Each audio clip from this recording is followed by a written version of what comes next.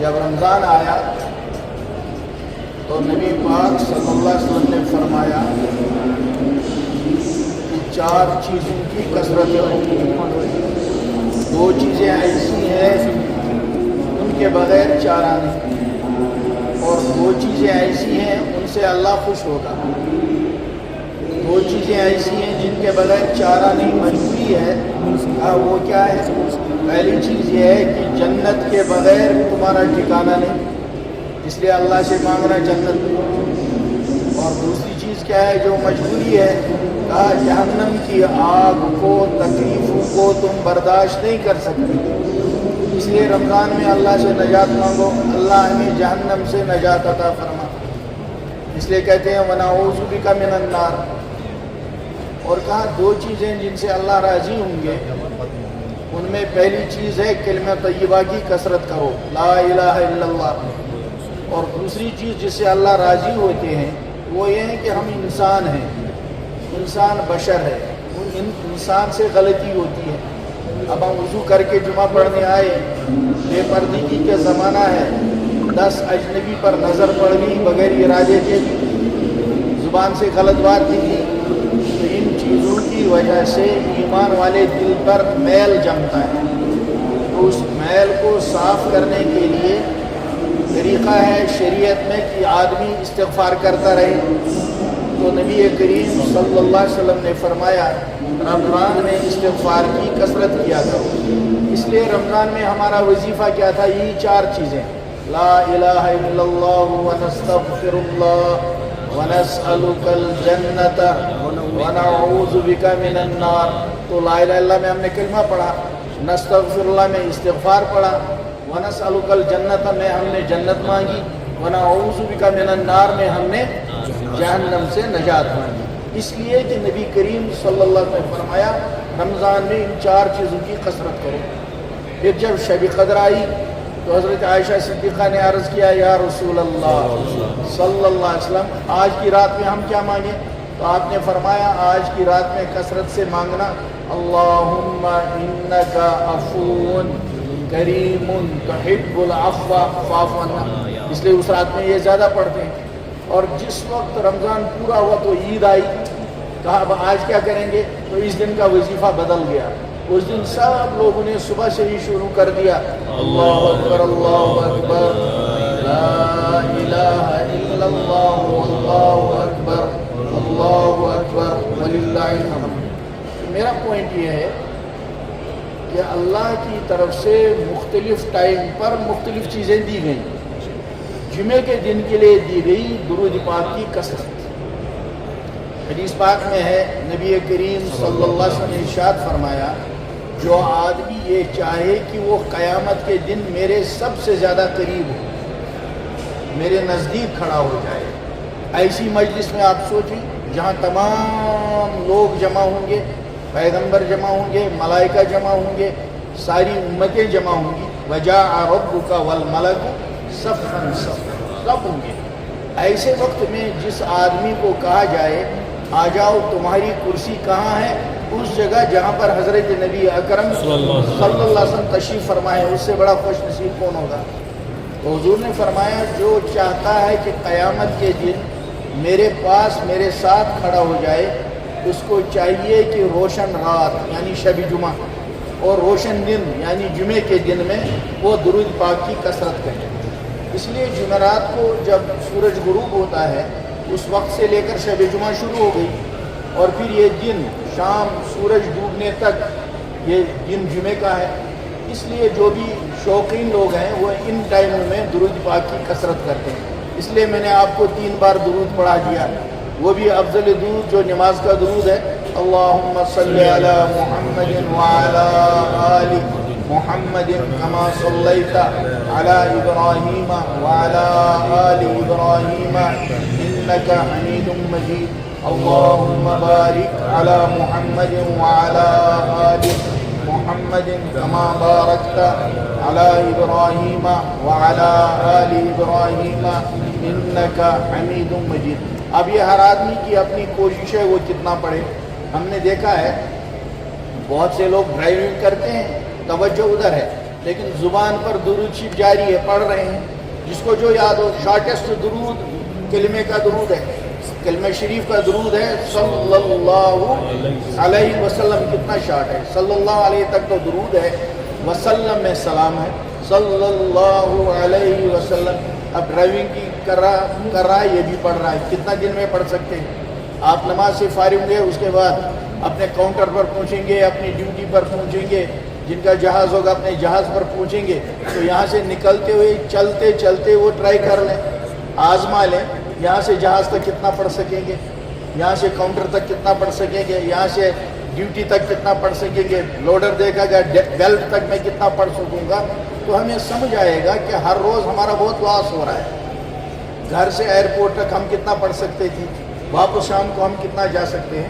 اور درود پاک کے سب سے بڑے دو فائدے ہیں. پہلا فائدہ یہ ہے کہ قلب میں حضرت نبی اکرم صلی اللہ علیہ وسلم کی محبت بڑھتی ہے اور وہ بڑھتی رہنی چاہیے. دوسرا کیا ہے، قیامت میں نبی پاک صلی اللہ علیہ وسلم پہچانیں گے یہ میرا امتی ہی، اس کو لاؤ. اور ہم سب کا یقین یہ ہے کہ قیامت میں ہمیں انشاءاللہ شفاعت نصیب ہو، اللہ سب کو شفاعت عطا فرمائے. اور یہ ہم اس لیے کہتے ہیں اگر اللہ کو ہمیں یہ چیز نہ دینی ہوتی تو ہم اس وقت یہاں جمع نہ ہوتے. یہ تب ہے جب اللہ نے ہم کو اس حال میں پیدا کیا کہ جمعہ ہوا، چاہے ہم کسی بھی جگہ میں تھے، ہمارے ذہن میں آئی بات جمعہ ہے جی، اور ایک دم آٹومیٹکلی خیال آیا جی وضو کرنا ہے. اور یہ ہم ایمان والوں کا کلچر ہے، جمعے کے دن وہ صبح چلیں گے سوچتے ہیں آج جمعہ ہے، کہاں آئے گا، کہاں نماز ملے گی. یہ کیا ہے، یہ غیب سے. یہ چیز ہم نے خود کوئی اپلیکیشن دے کر کوئی فارم بھر کر حاصل نہیں کی، بلکہ اللہ نے میرے اور آپ کے لیے ایسا کیا. 9 مہینے ماں نے ہمارا انتظار کیا.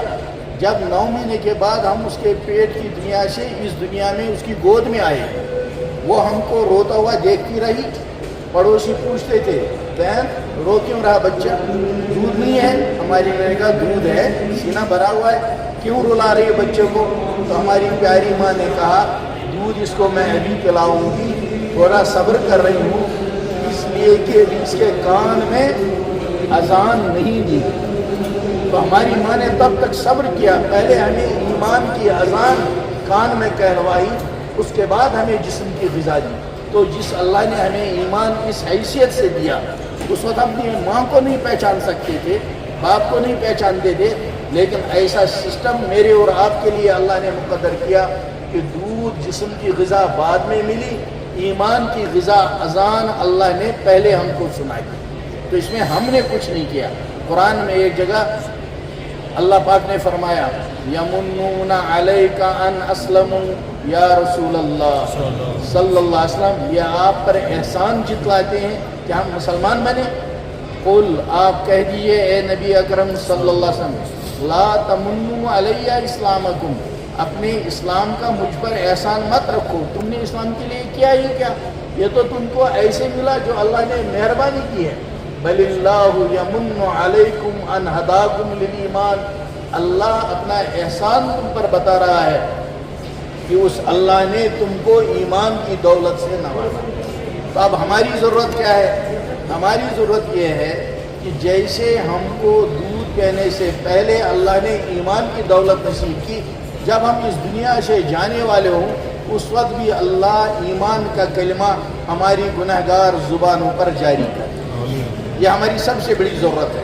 دنیا کے دن جیسے جس حال میں گزرا، لیکن اس وقت اگر ہماری زبان پر جاری ہو گیا آخر وقت لا الہ الا اللہ محمد الرسول اللہ صلی اللہ علیہ وسلم، تو دنیا کی ساری تھکاوٹ دور ہو جائے گی. ہماری جو تنگیاں، جو مسائل، جو پرابلم نے پوری دنیا میں ہم نے پوری زندگی میں برداشت کی ہیں، وہ سب کچھ بھی نہیں محسوس ہوں گی، کیونکہ آگے اللہ کی طرف سے مغفرت، نبی کریم صلی اللہ علیہ وسلم کی طرف سے شفاعت اور جنت کا دروازہ ہمارے لیے آسان ہو جائے گا. اللہ ہم سب کو نصیب فرمائے گا. اس کے لیے ہمیں صرف 2 کام کرنے ہیں. اس لیے آیت میں نے یہی پڑھی تھی سورہ ملک کی، اس میں اللہ پاک نے فرمایا الذی خلق الموت والحیات، یہ موت اور حیات میں نے پیدا کی ہے لیبلوکم، تاکہ میں تمہیں چیک کروں. ہر وقت ہمیں چیک کیا جا رہا ہے. لیبلوکم، ہر وقت ہمیں آزمایا جا رہا ہے، اور وہ آزمائش ہر حال میں اس کے طریقے مختلف ہوتے ہیں۔ کبھی اللہ دے کر آزماتا ہے، خوب مال مل گیا آزما رہا ہے کیا کرے گا۔ کبھی اللہ لے کر آزماتا ہے، تنگی آ گئی اللہ چیک کر رہا ہے کیا ہوگا۔ کورونا آ گیا، اس نے پوری دنیا کو ڈسٹرب کر دیا، جہاز ایئرپورٹوں میں سب جمے رہے، ریلیں اسٹیشنوں پر بیٹھی رہیں، گاڑیاں، ذرا سے ایک چھوٹے سے نظر نہ آنے والے اللہ کی مخلوق نے پوری دنیا کو جام کیا۔ اللہ آزما رہے تھے، آج کیا کرے گا۔ ایسے بھی لوگ ہیں جنہوں نے اس کورونا کے زمانے میں ہزار پیج کی کتابیں لکھی۔ ایسے لوگ ہیں جنہوں نے اس زمانے میں، ہم نے پرسوں ایک آدمی کو دیکھا، اس نے کہا کورونا زمانے میں میں نے پورا قرآن حفظ کر لیا۔ ایسے بھی لوگ ہیں دنیا میں۔ بمبئی میں ابھی بھی تھے، 2 بچوں کو لائے، ایک تھا 9 سال کا، بھائی یہ کیا ہے جی حضرت اس کا قرآن حفظ کا مکمل ہو گیا۔ تو اللہ دے کر بھی امتحان کرتے ہیں، لے کر بھی امتحان کرتے ہیں۔ ایمان والے کو گھبرانا نہیں ہے، اللہ نے اپنی سب سے پیاری چیز ایمان ہم کو عطا کیا، اور اس ایمان کی برکت سے ہماری آنے والی زندگی بہت عالیشان ہوگی۔